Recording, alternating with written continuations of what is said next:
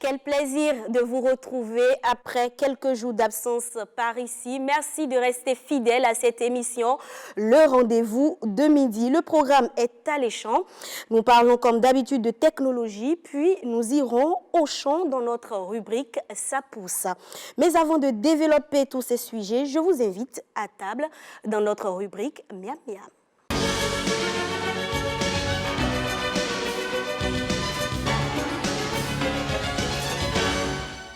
J'espère que vous vous portez tous bien. Je vous propose dans cette vidéo une sauce d'arachide torréfiée mélangée aux feuilles de chiayo. Elle est très savoureuse, facile à cuisiner. Je vous la propose à la viande de mouton, mais on la cuisine également au poisson séché ou fumé ou alors avec la viande de votre choix. Voici les ingrédients. Pâte d'arachide torréfiée. La recette de cette pâte est déjà disponible sur notre chaîne. Je vous mettrai le lien en description et dans les commentaires. Gingembre, ail, poivre noir écrasé sur la meule, poudre de poisson séché, poudre de crevettes fumées, tomates écrasées, viande de mouton et ses abats bien nettoyés. Quelques piments verts appelés gbataki en langue fond de chez nous, 2 feuilles de laurier, fromage wagashi blanc, oignons, sel, quelques feuilles de chiayo, de l'eau et de l'huile d'arachide.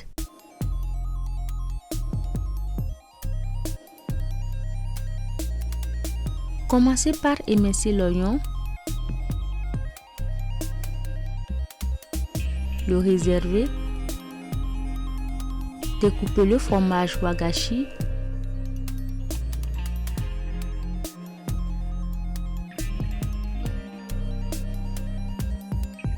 le saler,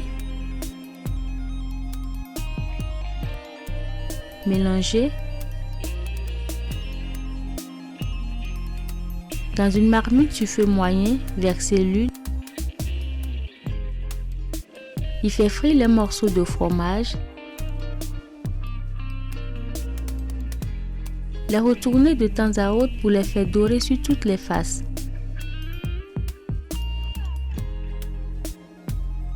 Les égoutter dès qu'ils sont bien colorés.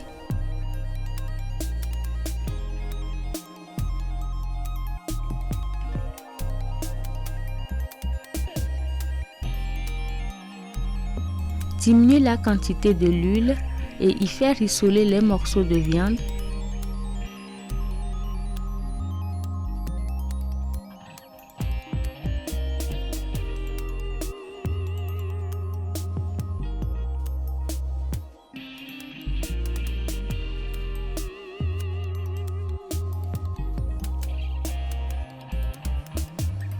Ajoutez-y les oignons émincés, mélangez de temps en temps.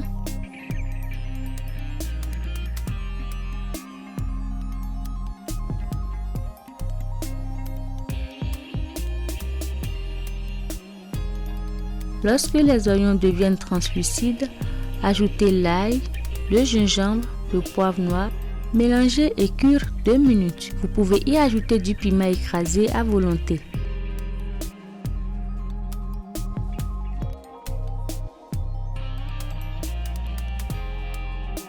Ajoutez ensuite la purée de tomates fraîches. Remuez et cuire durant 5 minutes à couvert.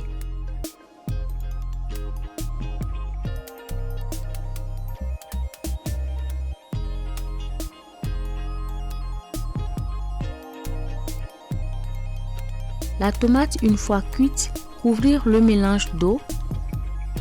Y ajouter la poudre de crevettes fumées, la poudre de poisson séché, le sel, les abats. Mélanger, couvrir la marmite et cuire le mélange durant 10 minutes. Pendant ce temps, écrasez les feuilles fraîches de chiayo sur la meule. et ajoutez un peu d'eau pour faciliter la mouture.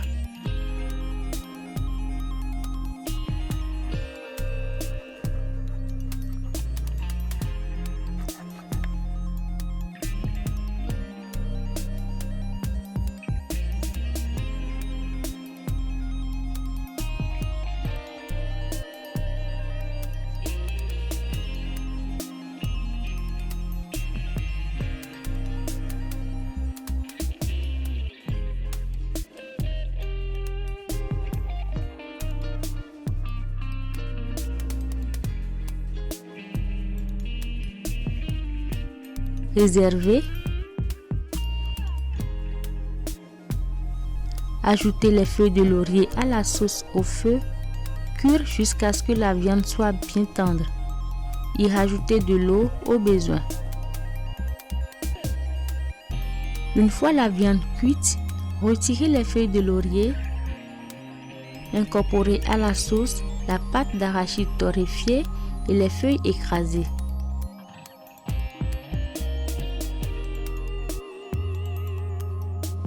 Remuez et diluez à l'eau.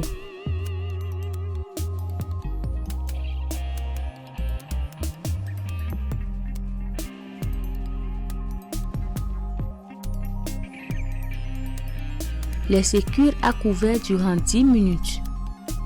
10 minutes après, y incorporez les morceaux de fromage frit. Cuire pendant 5 minutes. Après ce temps, la sauce serait moyennement épaisse. Y ajoutez les piments verts. Laissez mijoter 2 minutes sur feu doux, le temps que les piments développent leurs arômes.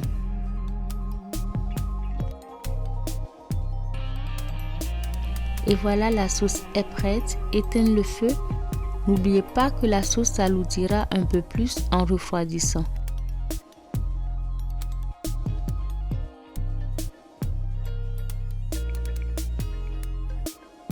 La servir avec un accompagnement au choix. Bon appétit! Très appétissant. Et entre-temps, ma team est déjà en place. Et ma team aujourd'hui est composée de 2 chroniqueuses. Ariane Da Silva, Gloria Oni, bonjour. Bonjour Rebecca, mesdames et messieurs, bonjour.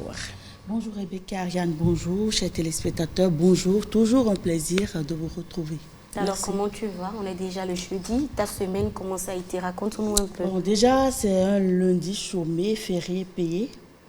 Donc, un long week-end, j'ai profité du samedi, du dimanche et même du lundi.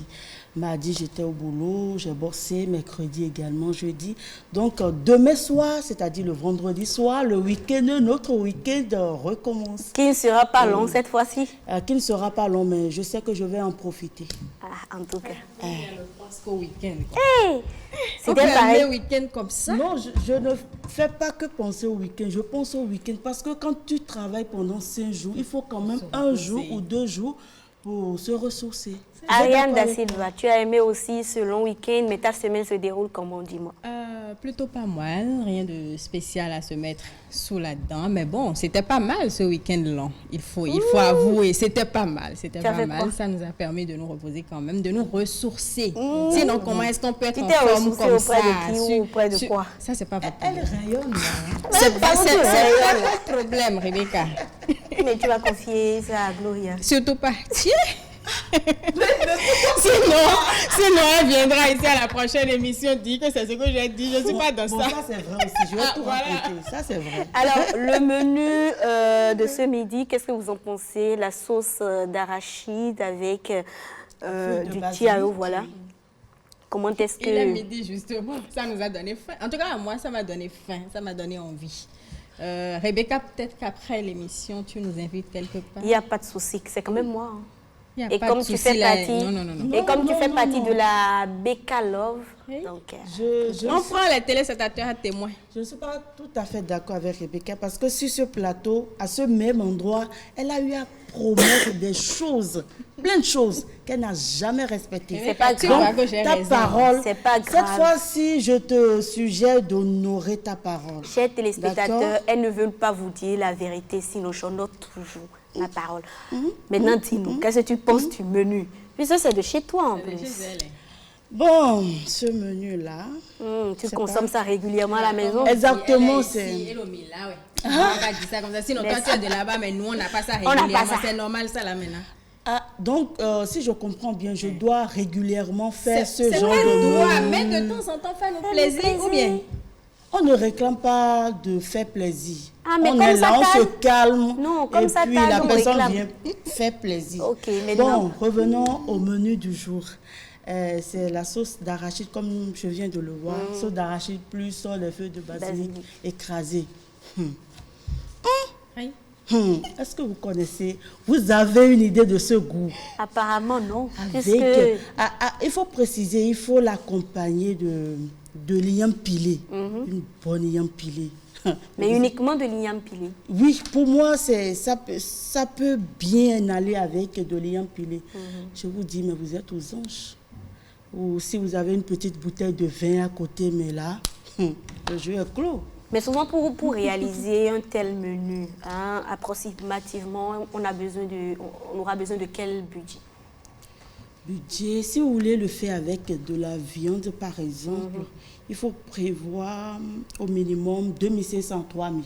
Ah bon? Oui, 2500. Avec la cherté de la vie actuelle ou bien? Oui, bien sûr, parce que les feuilles de basilic avec 100 francs, 50 francs ou 100 francs. Vous avez déjà... la quantité normale pour faire une sauce d'arachide aux feuilles de basilic. Vous avez 200 francs ou 150 francs d'arachide. C'est bon, vous avez du sel déjà...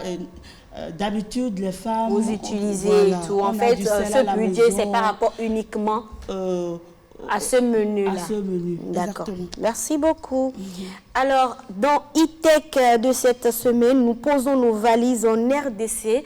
Nous découvrons une serrure intelligente et connectée. Cette serrure assure la sécurité de la maison et permet au propriétaire d'avoir le contrôle à distance de sa maison à partir d'une application installée préalablement sur le smartphone. Découvrons donc avec le propriétaire.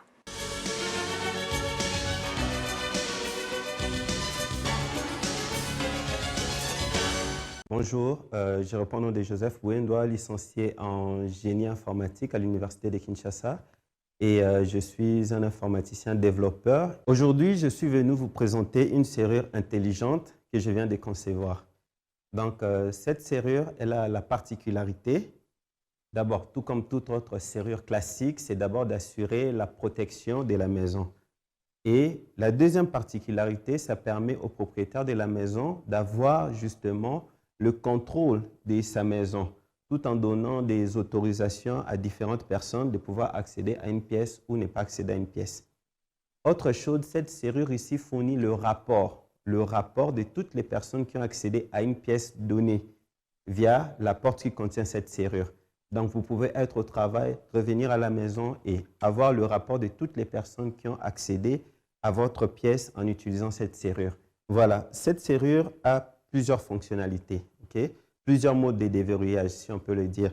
Nous avons un mode de déverrouillage par mot de passe, nous avons un mode de déverrouillage par empreinte digitale, nous avons un mode de déverrouillage par une application mobile et nous avons un autre mode de déverrouillage d'urgence par une clé mécanique qui est juste là.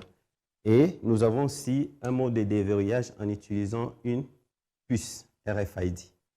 Comme vous pourrez le voir, je vais essayer de connecter les deux pour vous montrer les différents modes de déverrouillage. Comme vous pouvez le constater, la serrure est allumée. Elle est allumée. Donc, nous avons un lecteur d'empreinte digitale ici. Nous avons ici une zone pour saisir un mot de passe. Nous avons la zone pour pouvoir mettre le badge. Et puis, les autres modes de déverrouillage qui sont justement en bas, ici. Et puis, nous avons le lock à l'intérieur. Au cas où vous êtes à l'intérieur de votre pièce, vous verrouillez à partir d'ici. Peu importe si la personne est à l'extérieur, même si son empreinte digitale est enregistrée dans la serrure, il va placer son empreinte, mais ça ne va pas déverrouiller. Donc, il faut que la personne qui soit à l'intérieur puisse donner l'autorisation, enfin, d'entrer à la personne qui se trouve à l'extérieur. Bon. Cette serrure est composée, premièrement, d'une carte mère. une carte mère dont nous avons vraiment conçu les circuits. Nous avons des piles alcalines parce qu'elles fonctionnent avec des piles. Voilà. Nous avons une carte mère qui est à l'intérieur de cette coque métallique. Malheureusement, je n'ai pas porté les tournevis pour ouvrir puis vous montrer les composantes. Nous avons des piles alcalines qui se trouvent justement à l'intérieur ici. Nous avons des électroaimants qui fonctionnent à l'intérieur, qui permettent d'activer ou de désactiver la serrure. OK, les différents avantages que présente cette serrure. D'abord, les serrures classiques, j'ai eu à voir des personnes qui peuvent trafiquer les serrures classiques et puis déverrouiller la porte. Alors, avec cette serrure, il est quasi impossible de pouvoir déverrouiller cette porte par des méthodes de vol. Donc, il n'y a que les objectifs d'utiliser soit l'empreinte digitale, soit le mot de passe, le badge ou encore une clé d'urgence qui sera cachée quelque part. En plus de cela, au cas où une personne cherche à forcer, il y a un système d'alarme intégré qui va résonner et qui va notifier au propriétaire de la maison qu'il y a quelqu'un qui essaie de forcer votre porte. Pour son fonctionnement, donc, nous avons un système de déverrouillage ici par empreinte digitale et par mot de passe que vous allez voir ici tout à l'heure. Donc, comme là, on va essayer de déverrouiller un peu en utilisant l'empreinte digitale. D'abord, je vais verrouiller. OK, c'est verrouillé. Donc là, si je mettais l'empreinte qui n'est pas correcte et que je tente d'ouvrir, il n'y a rien qui se produit. Vous allez voir, c'est resté verrouillé. Mais quand je veux mettre l'empreinte correcte, mon empreinte qui a été enregistrée ici, donc je mets.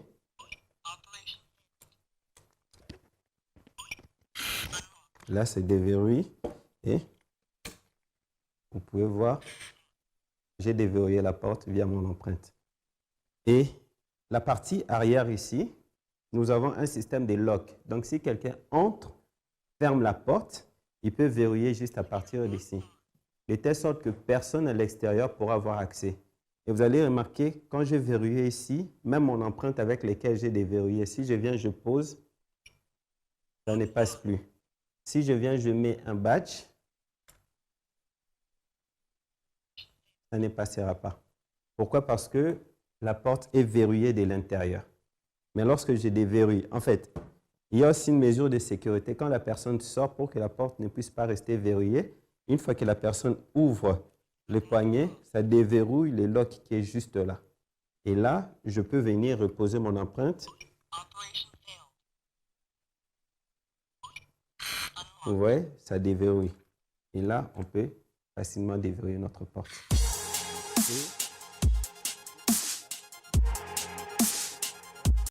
Ariane Da Silva, Gloria Oni, une serrure intelligente, je commence par toi Ariane, et surtout connectée, qui vous permet de sécuriser votre maison. Quelles sont tes impressions? C'est intéressant.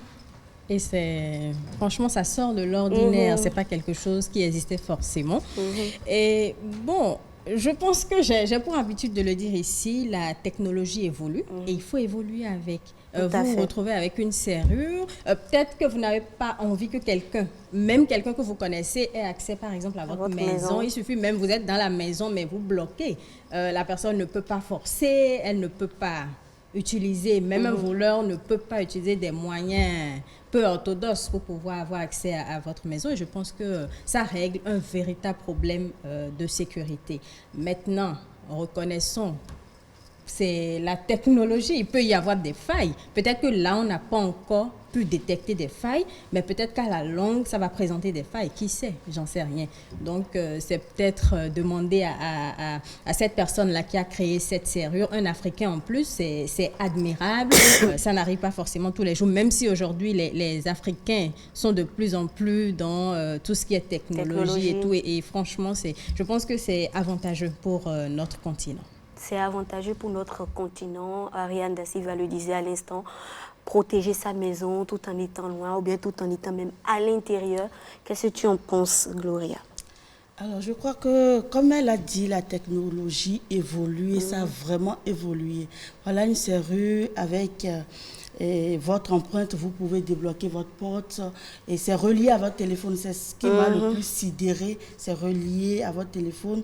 Dès que quelqu'un va vouloir forcer à entrer dans votre chambre, ça vous signale automatiquement. Et même si les voleurs se pointaient là, ils ne pourront pas. Je ne sais pas combien de minutes est-ce qu'un voleur peut disposer pour défoncer à force, avec beaucoup de force, cette porte-là, pour que le propriétaire puisse rapidement se rattraper. Là, il ne l'a pas dit, je suis restée un peu sur ma soif, il ne l'a pas dit. Parce que quand le propriétaire en ville, par exemple, et qu'un voleur sait que c'est une porte et arrive à pirater, exactement, par exemple, le code du propriétaire, comment est-ce qu'il faut faire pour... On n'a pas encore détecté les failles, mais avec le temps, on peut voir un peu les faits et les insuffisances de cette invention, innovation.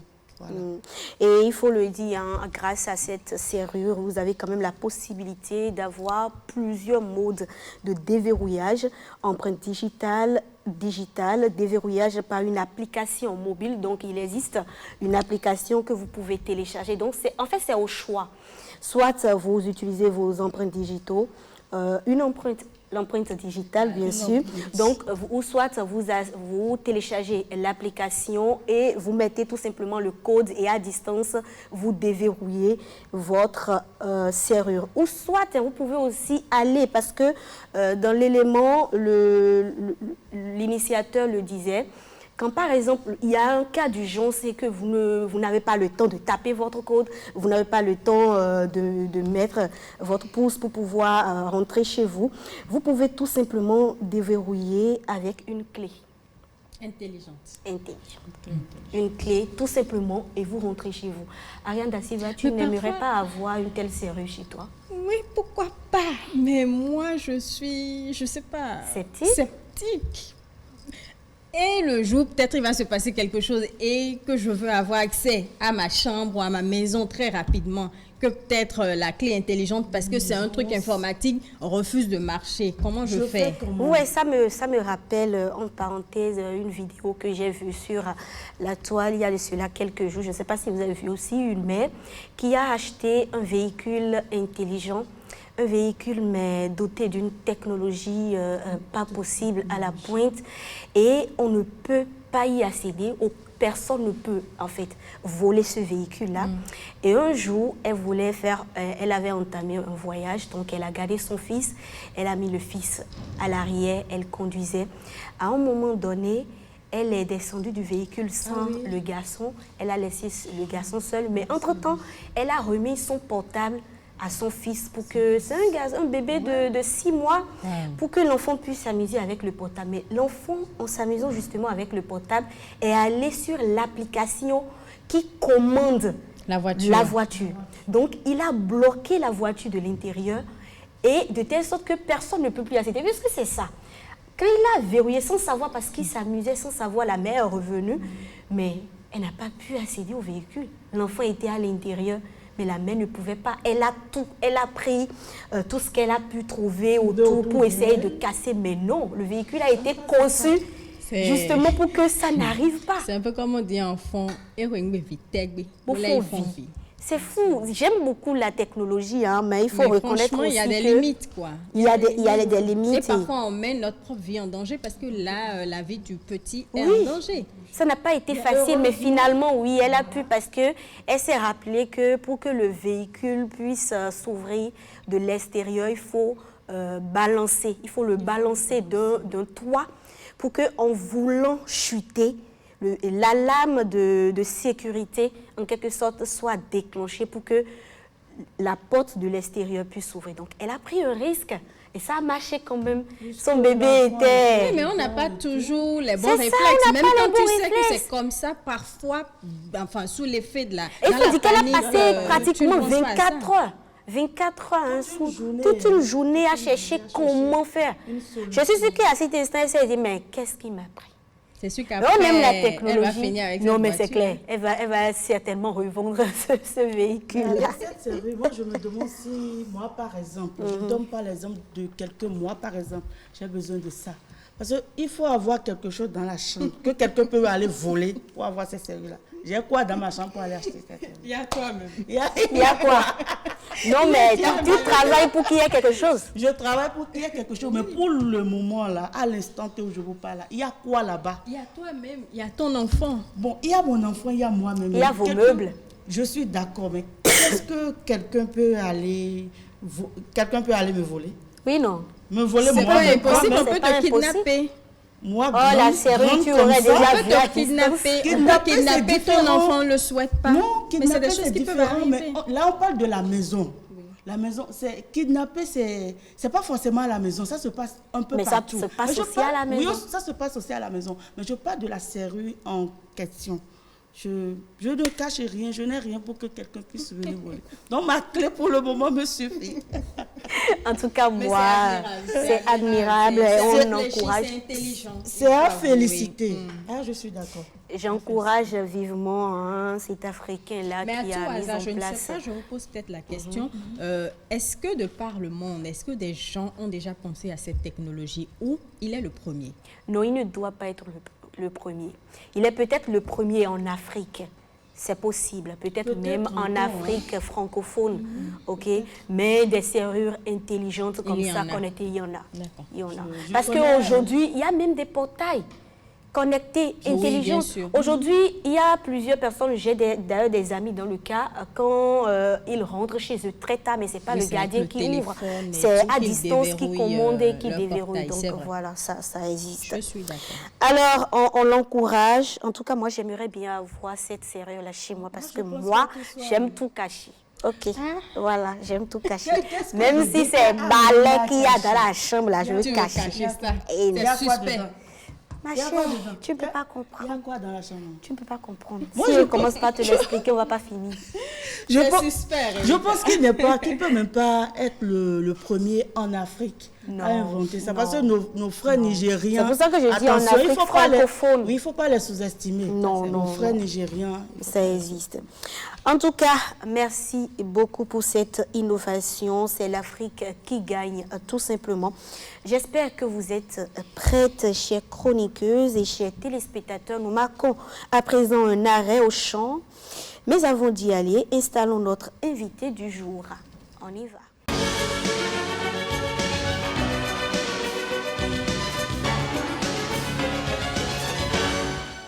Aujourd'hui, dans Sapousse, nous sommes avec Valère Tadagbe Wansou.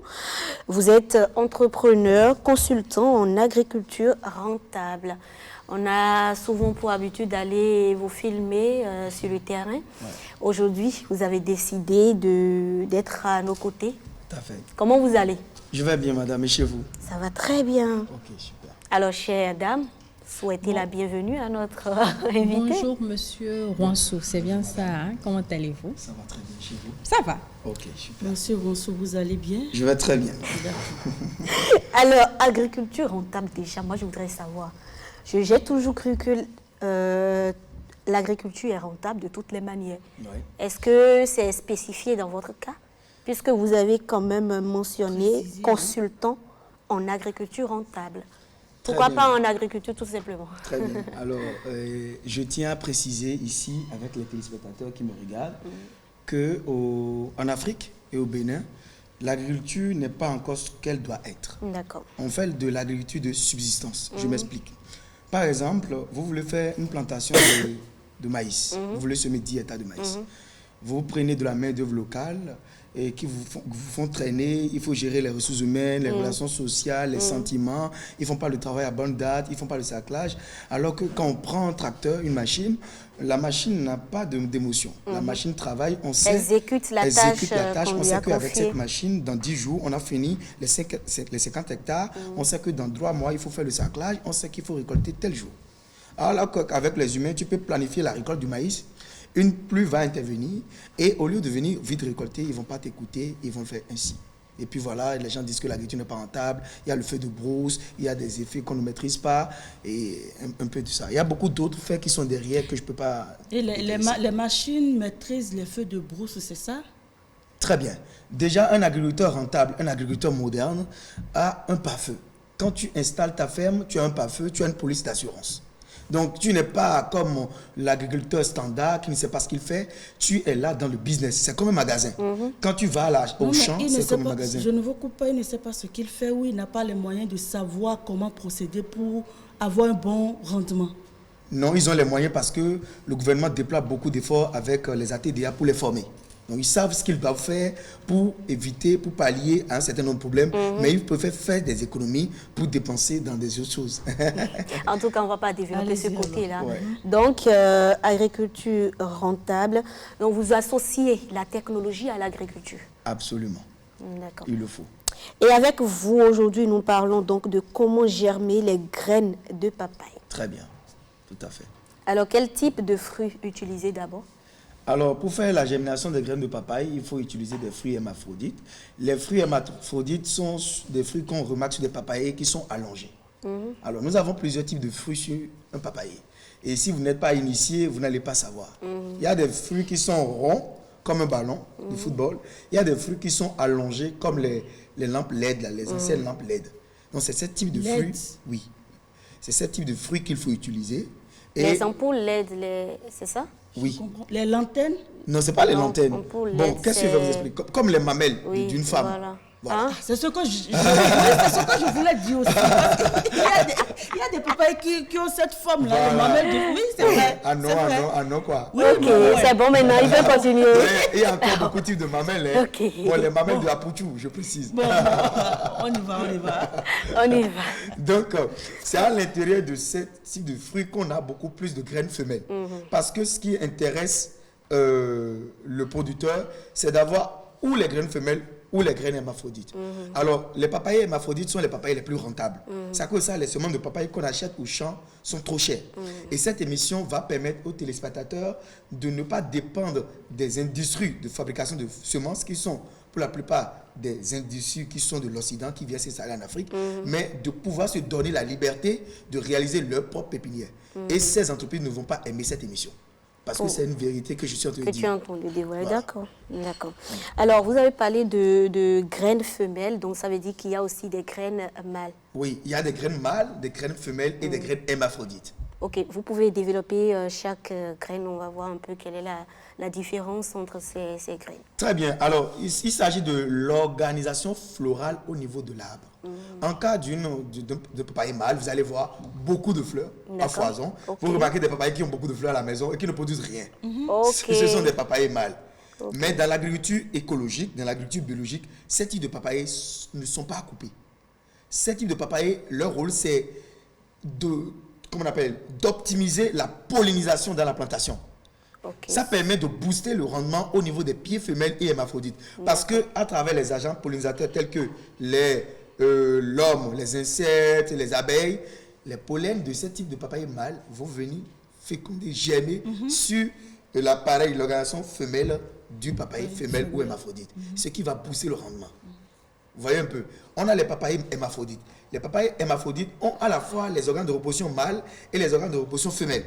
Donc, lui-même, il s'auto-féconde, quoi. Donc, le rendement est plus intéressant. Vous allez voir des papayers dans des maisons qui sont chargés de fruits, voilà, tout le temps, qui sont tout le temps majestueux, qui ont un bon rendement. C'est ça qui intéresse l'agripreneur, l'agriculteur rentable. Maintenant, nous avons les papayers femelles qui ont besoin, alors, des papayers mâles pour avoir de fruits. Parce que sans les pollens des papayers mâles, on ne peut pas avoir de rendement chez Est-ce qu'il y a les un papayers domaine de la vie où le sexe masculin et le sexe féminin ne se côtoient pas? C'est ce que j'allais demander aussi. Et on ne peut pas faire sans que les deux... C'est une relation d'interdépendance. Non, cette relation-là. Ariane Da Silva, tu aimes les papayes? Qui a été ainsi conçu, c'est Dieu qui a voulu que ça se passe ainsi. Donc, Même au niveau des plantes. C'est fou, hein? Les hommes ont toujours leur mot à dire. On n'a jamais dit le contraire. mais peut-être que dans la technologie, il n'y a pas ça. Non, dans la technologie, il n'y a pas ça. Donc, Il y a pas ça. C'est pour exceptions. ça que j'aime la technologie. Oui, c'est ça. Ariane, tu aimes les papayes, je suppose? Oui, de temps en temps. C'est vrai qu'on nous dit que c'est très bon pour la santé, surtout quand tu es constipé, voilà, il faut prendre la papaye, oui. C'est vrai que je n'en prends pas tous les jours, mais de temps en temps, ça fait quand même du bien, oui. Ça permet de varier les fruits. J'ai besoin de te poser encore la question. Toi, de toute façon, tu aimes la papaye quand même? Oui, j'aime les papayes. Comme Marianne le disait, j'en prends aussi de temps en temps, pas tout le temps. C'est un bon fruit. Mais si tu permets, Rebecca, puisqu'on parle de papaye, il y a de ces papayes qu'on appelle papayes solo, qui sont dures. Oui. Moi, j'avoue que je préfère l'autre variété. Qui ont une forme aussi spéciale. Petites, des papayes, je ne sais pas. Très bien. Ça vient d'où, en fait? Vous rentrez dans le plat de résistance. Ça, c'est ce que j'apprécie. C'est mon domaine préféré. Alors, la papaye solo, c'est la reine des papayes. C'est la crème de la crème. C'est le luxe de la papaye même. Oh là là. Non seulement elle a une bonne conservation après la récolte, elle est très sucrée, elle a le goût de la carotte, et puis elle ne nous fait pas dépenser. Et c'est d'ailleurs, quand on veut faire un business de papaye aujourd'hui, c'est la papaye qui est destinée à l'exportation. Si vous voulez vendre la papaye en Belgique, la papaye en Europe, c'est la papaye solo que vous allez lancer. Et j'ai déjà réalisé une vidéo là-dessus, voilà, sur YouTube. D'accord. Voilà. Alors, on continue toujours de parler de comment germer les graines de papaye. Comment semer maintenant les pépins? Alors, pour semer les pépins de papaye, nous avons deux méthodes. Il y a la pré-germination avant le semis et il y a la germination directe. Quand il s'agit de la pré-germination avant le semis, vous voyez les papiers qu'on nous sert sur les lieux de cérémonie à Gola. Les papiers buvables ou bien les papiers blancs qu'on nous sert pour nettoyer le plat. Voilà, pour nettoyer les fourchettes, pour couvrir les... Les rouleaux de papier. Les rouleaux de papier. Okay. Vous n'avez pas besoin de vous ruiner avant d'adopter cette méthode-là. Vous prenez un bocal, comme une glacière transparente, et vous prenez ce papier-là, vous mettez une feuille en bas, vous mettez les graines de papaye, vous ajoutez une seconde feuille, vous pliez, et vous le déposez dans l'enceinte de votre glacière transparente, je précise transparente, et vous ajoutez 2 gouttes d'eau de temps en temps. Pourquoi transparente? C'est pour pouvoir vérifier à chaque fois l'évolution? C'est pour faire varier la lumière à l'intérieur. Et c'est ce choc de photopériodisme qui va induire la rapidité de la germination. Et la boîte doit être fermée pour que la chaleur accélère la levée de dormance. Voilà, donc vous faites ça au bout de 5 à 6 jours, si c'est une bonne papaye, une bonne semence qui a un bon taux de germination, vous avez la germination. Maintenant, la méthode, quand on va en grand champ, quand on veut faire 1 hectare de papaye, c'est le business vraiment, et il faut semer 2 graines par poquet, par sachet, voilà, à une profondeur de 1 cm. Et puis, vous allez couvrir de sable fin, les sables marins ou bien les sables de rivière ou les sables qu'on peut ramasser dans la rue. Vous mettez le sable pour fixer les graines. Parce que si vous mettez trop de terreau, vous allez taxer. Mais maintenant, il y a aussi un facteur déterminant au niveau du terreau. Le terreau doit être riche, drainant et aéré. Et pour ce faire, vous n'avez pas besoin de vous ruiner. Il s'agit d'aller sur les tas d'immondices, les tas d'ordures, de collecter la terre qui est là, ramener à la maison, tamiser la terre.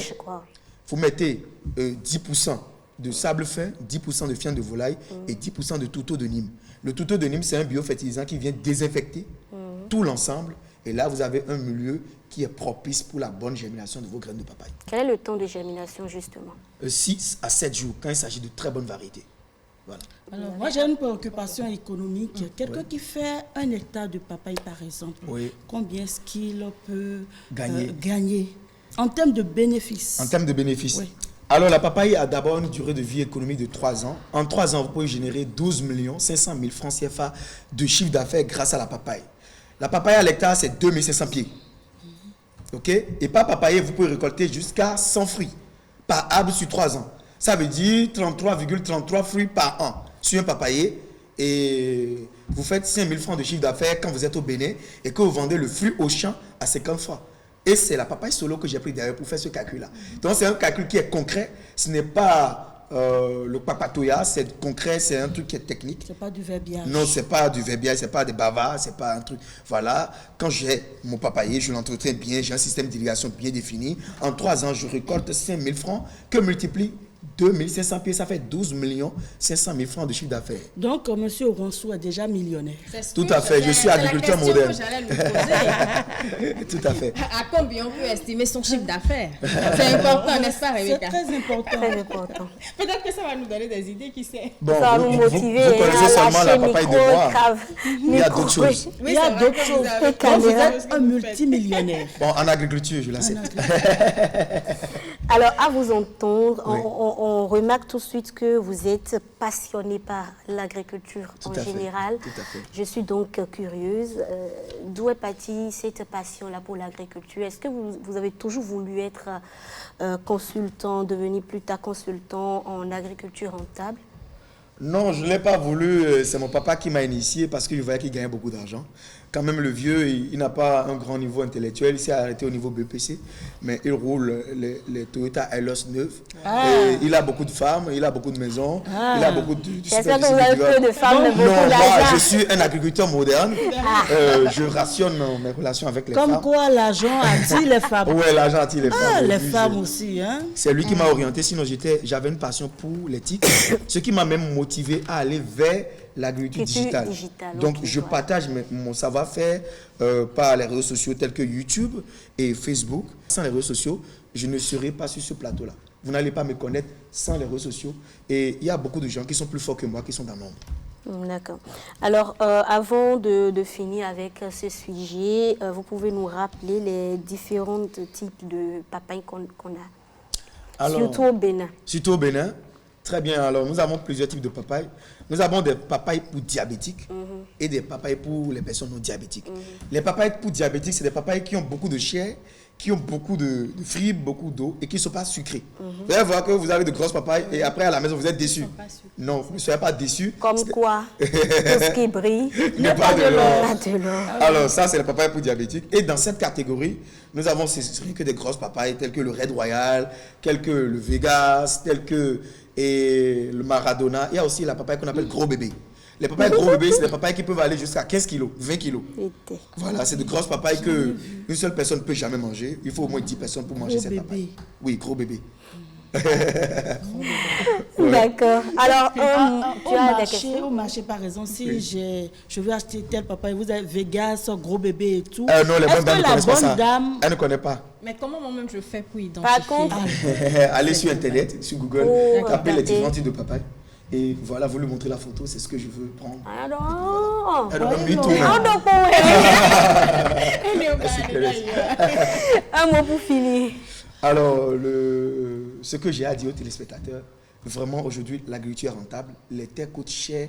Et si vous avez une occasion de construire une maison ou d'acheter les terres, laissez la maison, allez acheter votre terre. Ce qui est sûr, la terre ne va pas vous ruiner. Dans 10 ans, elle va coûter 2 fois plus cher et vous allez acheter la maison de luxe dont vous rêvez. Actuellement, il y a le soja au Bénin, il y a le riz, il y a le maïs. Le gouvernement investit beaucoup d'argent là-dedans et le soja, c'est sûr, allez faire le soja au nord, laissez Cotonou, allez construire au nord. Et le Bénin va vraiment exploser son bébé. C'est grâce à l'agriculture qu'on est actuellement un pays connu. Et je crois que c'est l'agriculture qui va faire révéler vraiment le Bénin au monde entier. Emmanuel Sebo est certainement d'accord avec vous. Oui, parce qu'il s'y connaît. Vous avez dit Il ça. aime ce genre de choses. Et il sourit même. Oui, mais il y a un autre aspect. C'est vrai qu'aujourd'hui, M. François a parlé, on était toutes admiratives et tout.